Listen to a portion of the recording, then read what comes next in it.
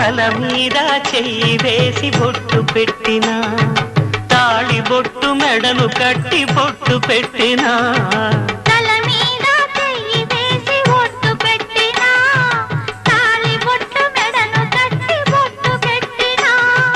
సన్ని కళ్ళు తొక్కినా సప్తపదులు మెట్టినా సన్ని కళ్ళు తొక్కినా సప్తపదులు మెట్టినా మనసు మనసు కలపడమే